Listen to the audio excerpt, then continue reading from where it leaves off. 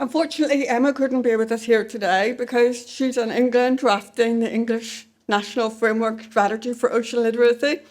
But she has sent us a recording. One thing I'd like to highlight is that personally, when I go to events, European events, people come over to me and ask, how does the Irish Social Literacy Network work? How did you guys build it? How come you have this? And I've realised that what we have is unique because we are actually doing this stuff that people in other countries are only talking about. They're only developing frameworks in other countries. And the frameworks that they're coming up with are the things that we're actually already doing. So just to bear that in mind before we listen to Emma's talk. Alan, if you could. Good morning, everybody. Thank you so much for inviting me to be part of today's session. A huge thank you to Kat and to Heidi and to all of the Irish Ocean Literacy Network team for organising such a great programme. I'm so sorry to not be with you in person. My name is Emma McKinley. I'm a Senior Research Fellow at Cardiff University, and I would have loved to have been with you in Belfast, but I am currently running a workshop to support the co-design of an ocean literacy strategy for England. So as much as I would have loved to have been in two places at once, it's not possible. So I'm hopeful that the technology is working and that you're managing to see this okay. Kat and the team asked me to talk a little bit about the evolution of the concept of ocean literacy over the last 20 years, and crucially to talk about how the concept is being thought about strategically as a potential policy tool and some of the work that we've been doing in England and Wales to do that. So I guess I thought I would start with the current framing around ocean literacy, and one of the things that I think many of us will be really familiar with, the UN Ocean Decade. So the Ocean Decade was launched in 2021 with this tagline of the science we need for the ocean we want, and it really has directed and guided a lot of the ocean research that we've been seeing over the last 5 years or so. One of the things for me as a social scientist is within the implementation guide for the Ocean Decade, we see this definition of ocean science as being broad. The Ocean Decade recognising that ocean science, ocean research is broader than perhaps the natural and physical disciplines of science that have historically dominated ocean research, and there's a need to recognise and to integrate social science disciplines, arts and humanities, I think should absolutely be in there as well, and crucially think about how we integrate local and indigenous knowledges into the ocean research that we do. And it sets out that this should be integrated across the science policy and the science innovation interfaces, so how we make decisions, how we innovate and work towards science and ocean solutions, and also there's a real ambition within the Ocean Decade to support a transformation or a restoration of societal relationships with the ocean. Real opportunity for us to think about how those relationships can help us to make better solutions, better decisions for sustainable ocean futures.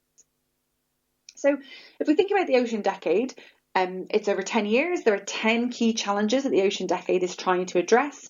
And challenge 10 down here in the bottom right, restore society's relationship with the ocean, is increasingly recognised as being fundamental to the successful achievement and delivery of solutions across the other 9 challenges. So for example, without understanding people's relationship with the ocean, without understanding social values, ocean literacy, we cannot understand and beat marine pollution, because we won't know why certain systems result in marine pollution. We can't understand the behaviours that result in marine pollution if we haven't done that piece and that bit of work on understanding people. We can't protect and restore ecosystems and biodiversity without understanding social acceptability of restoration programs, without understanding the social values that people might hold towards certain ecosystems, how and why they use particular ecosystems and places in certain ways, and how that might influence community access to ocean spaces. All of that comes under that challenge 10, restoring society's relationship with the ocean. So challenge 10 is absolutely fundamental to the successful delivery of the broader Ocean Decade and of course these other 9 challenges. And ocean literacy, as I mentioned very briefly, has very much been positioned within Challenge 10 itself, but as a mechanism for change within the Ocean Decade. So ocean literacy is not a new concept. It's been around for 20, 21, 22 years or so. And I'm going to talk you through a very rapid evolution of the concept of ocean literacy in just one slide. So please understand and know that there's so much amazing research and so many incredible people that are working in this space as ocean literacy researchers and as practitioners. And this is just a very, very rapid overview of all of the work that has gone into the last 20 years. So for those of you who are familiar with the concept, you'll perhaps know this definition, but just in case there are any of you in the room who are perhaps less familiar, the concept of ocean literacy was co-designed by marine educators in the United States in the early 2000s, who recognised that there was a lack of marine science within the national curriculum. So they highlighted that there was a real need for there to be better integration of ocean science theories, concepts, knowledge into the national curriculum from ages kindergarten up to grade 12, so from kindergarten to leaving high school. They defined ocean literacy in its kind of simplest terms as having an understanding of the ocean's impact on you or on us, and on your or our impact on the ocean. And I quite like that, the broadness, the breadth of that definition, because for me it allows us to bring in all aspects of society into that definition. One of the other things that this group of people did was they co-designed a series of principles that they felt would underpin work to support and foster and raise awareness of ocean literacy. So these are the 7 principles of ocean literacy that you can see on the screen. These are underpinned by over 40 fundamental concepts. And all of these things relate to the knowledge that they felt and that students should have by the time they left high school about the ocean.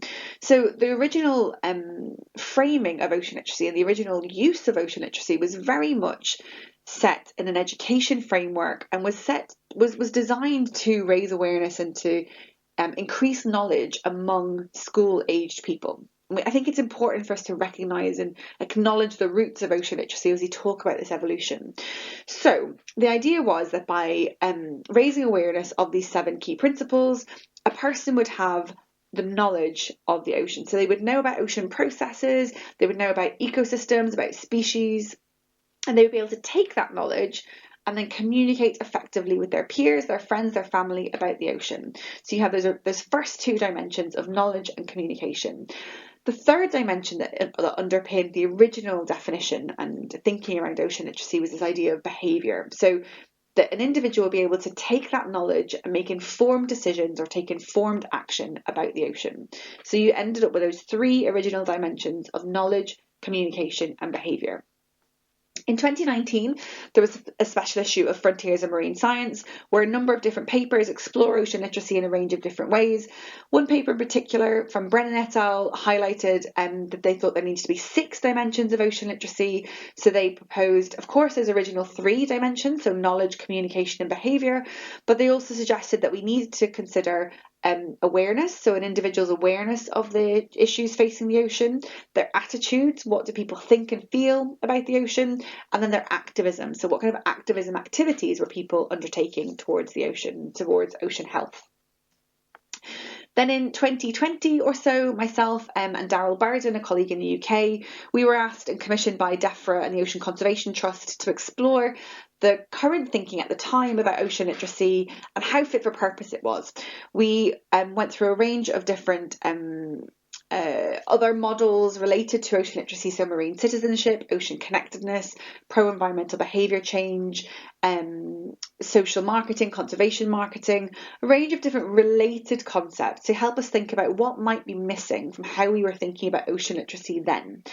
That led us to develop a 10-dimension model for ocean literacy, which we completed with support from Rebecca Shellick and through support from the Diverse Marine Values Project. And you can see that 10-dimension framework on the screen now. And if you work through that circle going clockwise, you can see that you have those 6 dimensions of knowledge, behaviour, communication, attitudes, activism and awareness. We suggested some expansions to some of those dimensions. So for example, with knowledge, which had historically been very much knowledge of ocean systems, so an ecological or a science-based knowledge, we also felt that there needed to be one inclusion of Indigenous and local and traditional knowledges within that, so taking a more diverse interpretation of what knowledge might mean and what knowledge could look like. but also thinking about how do people get knowledge and information about maritime careers? What's their knowledge about that? How knowledgeable are people about decision-making processes and how they can get involved in the governance of the ocean? So kind of expanding the ideas of what knowledge might look like. Another example of an expansion that we suggested was around the dimension of awareness. So in addition to having an awareness of the challenges and the issues facing the ocean, we highlighted there was also a need for individuals to be aware of the solutions that might be available to them. So each of the 6 dimensions that had existed previously, we suggested some extensions and proposed some changes. And then we also proposed 4 additional dimensions. So one around emotions, and you get bonus point if you can spot the pun in emotions. Recognizing that these can be positive, negative, or neutral, and that we as an ocean community need to be probably a little bit comfortable with the fact that not everybody will have a positive relationship with the ocean, and that that's okay, and we have to find ways of going to where people are and meeting people where they're at.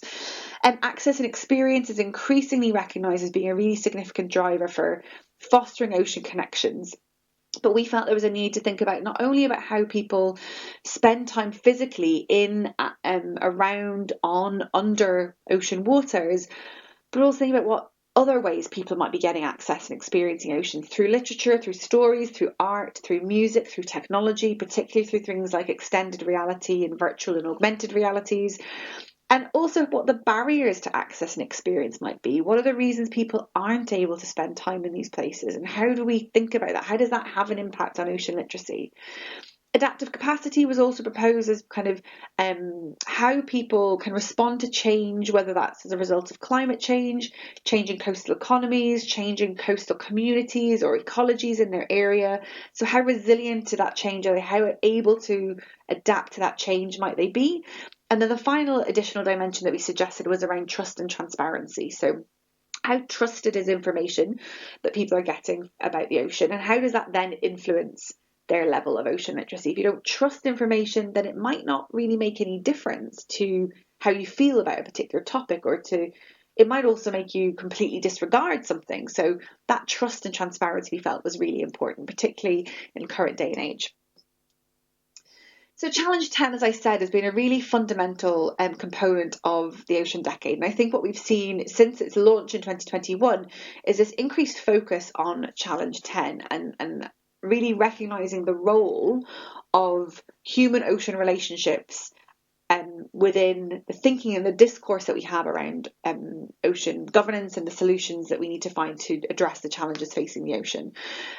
The Challenge 10 working group, which was led by Nicola Bridge and Diz Guthrow of the Canadian Ocean Literacy Coalition, Nick is at the Ocean Conservation Trust in the UK, they really highlighted the importance of taking a whole society, whole system approach to this challenge, and recognising that all sectors of society, not just individuals, not just communities, but also our businesses, our policy making processes, all of these aspects of society need to be ocean literate in order to make decisions and behave in ways that can ensure a healthy ocean. The other, I think for me, key thing that they really highlighted within the Challenge 10 white paper and the working group was really positioning ocean literacy as more than an individual process and more than a knowledge deficit kind of process, but as a societal outcome, that we are working towards having a society that understands, values and cares for the ocean, and crucially have the motivation, the capability and the opportunity to make decisions and behave in ways that ensure a healthy ocean, both for now and for future generations. So there's this real recognition that information sharing alone and knowledge sharing alone is not enough for us to drive the societal transformations that we need to see at the pace and scale that we need to see. So this Challenge 10 white paper has really shifted things forward in terms of how we're thinking about ocean literacy and what that might mean in terms of the research and practice that we do. Fundamentally, one of the things that we're really seeing increasing recognition of is that everybody illustrated in these images, every one of you in the room right now will have a different relationship, a different set of values, a different ocean literacy than everybody else around you. It will be influenced by the experiences you've had, the values you hold, the memories you have, the connection you have with these ocean spaces. And there might be similarities, but of course there will be differences. And I think one of the other things that we're really seeing is this idea of this whole society approach, including non-coastal communities. So really challenging the idea of who gets to be considered and included when we're talking about ocean literacy and ocean literate communities. And I would really love for you as a community and as a room to really keep that in mind over the rest of the day when you're thinking about who's being talked about when you're considering ocean literacy and ocean connections. Think about the non-coastal communities and how we can embrace them and bring them into the conversation too, really ensuring that the ocean is for all and is connected to everybody. The 10-dimension model that I talked you through a few minutes ago was used to support an ocean literacy assessment across the UK in 2021, first in England and Wales solely in 2021, and then in 2022 it was carried out in England, Wales, Scotland and Northern Ireland. I don't know why it's not on the slide, where we had over 14,000 respondents across these 4 countries, including crucially non-coastal communities, and we had a range of topics covering all of the different dimensions that I've just talked you through, so ocean knowledge, emotions, values, concerns, behaviours and much more in terms of how people are accessing the ocean and spending time there.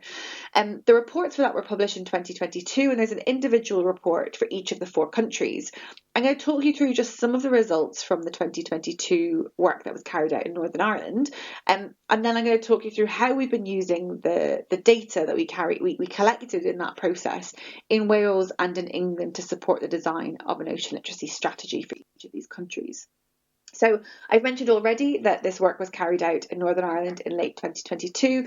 I think it's important to highlight that I know there's been some very similar work carried out in the Republic of Ireland as well. So there's this really amazing opportunity to think about how those 2 data sets can come together, to think about ocean literacy across the island of Ireland. And I know Donal's going to talk to you a little bit about that work that was carried out across the Republic too. So I'm going to focus on some of the results from the Northern Irish work, just to kind of give you an idea of what exists and what that data set can tell us. So some of the questions that we asked, and this is a very quick example of just some of the data that we have and that is available. There is so much more in the report, so please do look at it if you haven't already seen it. So to start with, I just thought I would highlight that we have questions around emotional responses to the marine environment. So people were asked to indicate the top 3 emotions that they feel when they think about the marine environment, and the most commonly selected emotion, echoing the data that we found in England, Wales and Scotland, was concern, with 45% of people selecting that emotion, seconded by awe and wonder. So again, echoing the same results that we saw in England, Scotland and Wales. When we asked people what their perceptions were of the health of the marine environment, and also their awareness of the challenges facing the marine environment, both globally and for Northern Ireland, you see a kind of a variation in results. So 46% of people indicated that they thought that the health of the global marine environment was poor, and that first set of bar charts that you can see. And when asked the same question about the health of the marine environment around Northern Ireland, that decreases, with only 32% of people selecting that. So more people, so 29% of people, nearly a third, selecting they felt the health of the marine environment around Northern Ireland was either very good or good. And then when we asked people about the awareness of challenges facing the global marine environment, over 40% of people indicate that they felt it was either poor or very poor. So definitely an opportunity for us to think about how we can raise that awareness, that understanding of the challenges, and as I said earlier, the solutions to some of the issues facing the ocean too. We asked people about the knowledge that they have and the term familiarity they have with key marine terms. And you can see that this really varies depending on the term. So we have some really high levels of awareness and familiarity. So we asked that by asking whether or not people knew but had also understood a term. So climate change was high, with 90% of people indicating that they had know and had heard of but hadn't had some understanding. But only 75% of people, so it starts to drop quite significantly straight away. 75% of people said the same about sustainable fishing. Only 65% of people said this around marine protected areas, and this drops further to 46% of people when they've asked about nature-based solutions. And only 23% of people knew of and had some understanding of ocean literacy, for example. So again, lots of opportunity for us to think about how we can raise awareness around some of those key terms, those key issues facing the ocean. We have information about the kind of the benefits and the various ecosystem services that people get from the marine environment. And again, echoing the results from England, Scotland and Wales, we see that diverse habitats, so biodiversity and ecosystems, were highlighted as being the most important benefit that society gets from the marine environment, with 45% of people selecting that. Food to eat being second with 31%, and renewable energy being 28%. And those results are, I think, a little bit different to some of the results that we saw in the other 3 countries that this survey was carried out in. I think it's interesting to think about what's at the bottom of this as well. So supporting the wider economy was only selected by 9%. Recreation was only selected by 8%. No. Yeah, 8%. It's very tiny on my screen. And a sense of identity was only selected by 4% of people, despite that island identity that we have on the island of Ireland. So again, really interesting insights into the things that people put value on and what are considered most important in terms of the delivery of services and benefits to society from the marine environment. When asked about the threats facing the marine environment, people, again, similar to the findings from the other surveys and other studies, marine litter and plastic pollution was selected by 59% of people, slightly lower than the results in some of the other countries, but still that same issue coming out top, and that's echoed in other studies that have been done globally. So we see similar results in South Africa, Nigeria, and other work that's been done too. And I think that's to do with the visibility of plastic pollution. But of course, there are other really significant issues that are getting much lower levels of awareness. So climate change is only selected by 43% of people, overfishing by 39% of people, and destruction of habitats is only selected by 37% of people. So there's a real opportunity again, and a need for us to raise awareness of some of these other issues that are impacting the marine environment. A real positive thing is that the majority of people, so I need to do really quick maths, 82% of people recognise that protecting the marine environment is important to them personally. So either very important or important to them. So that's a real hook, an opportunity for us to think about, okay, look, you care about this, it matters to you. Help us to understand how we can engage you more. What are the things you would like to know more about? So it gives us insight into that desire to do more and this interest in protecting the marine environment. But then again, when we ask people what they think their impact on of their lifestyle is on the marine environment, we see that only that 34% of people suggest that they have absolutely no impact on the marine environment whatsoever, despite living on an island. So there's definitely, and I should stress that this is a similar result, and I think slightly lower than the results to the same question asked in England, Scotland and Wales. So we had everything from between about 34 and 40% across the 4 countries.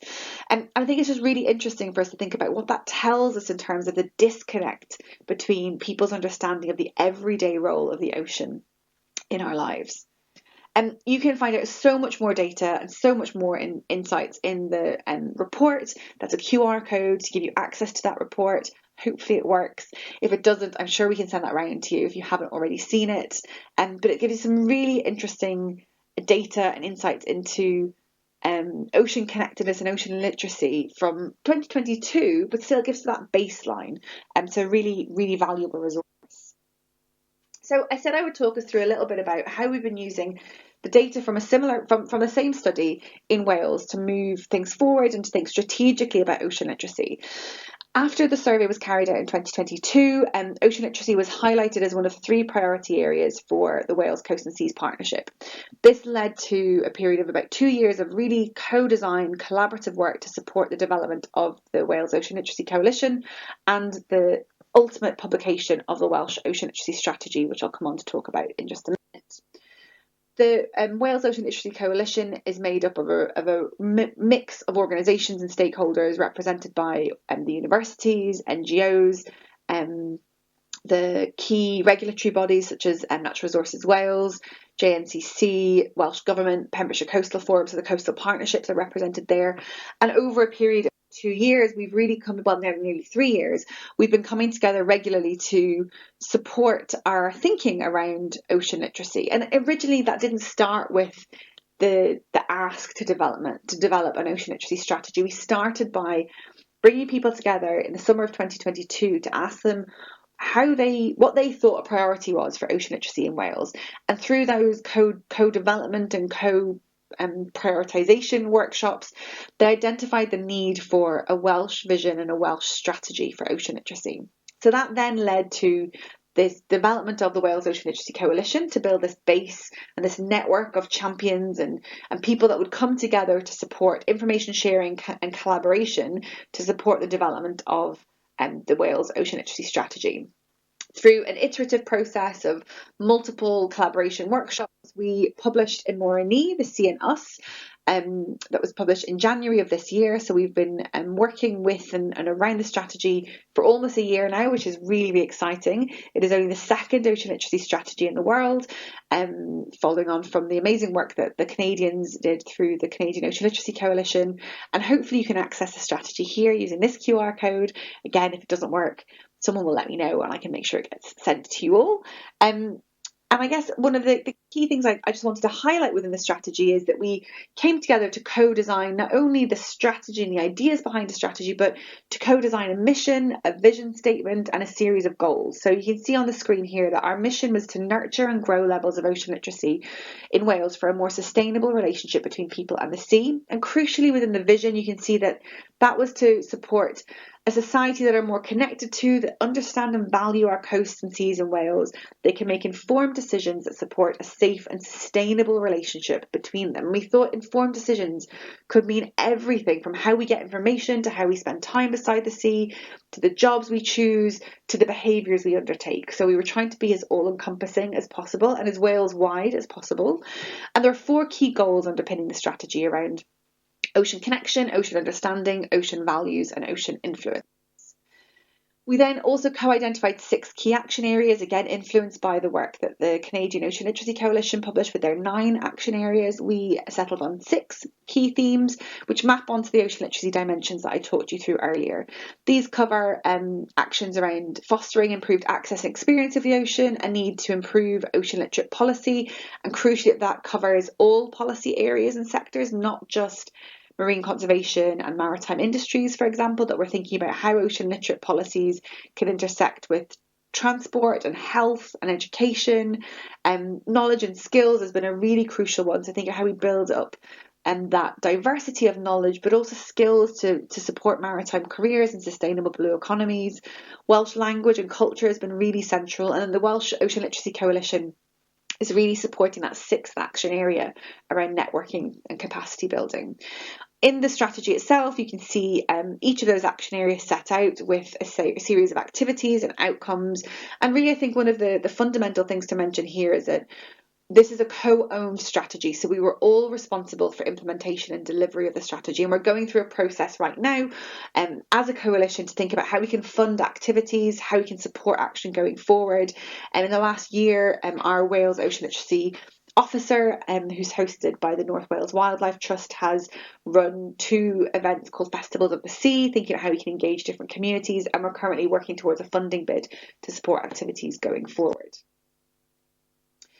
And right now we are in the process of doing a similar co-design approach for developing an ocean literacy strategy for England. Again, we're taking this national approach, and this is being supported through the Diverse Marine Values Project, which is funded by UKRI, and also with collaboration with the Ocean Conservation Trust. Diverse Marine Values was a 4-year project which was exploring the diversity of relationships that people across different communities in the UK have with their marine and coastal environments, with ocean literacy being one of the underpinning concepts that we were using in these 3 communities that we were working in. So these were Shetland up in Scotland, Portsmouth on the south coast of England, and Chepstow, which is on the border of England and Wales and is a river community rather than coastal. So going back to the idea of challenging who gets to be part of these conversations.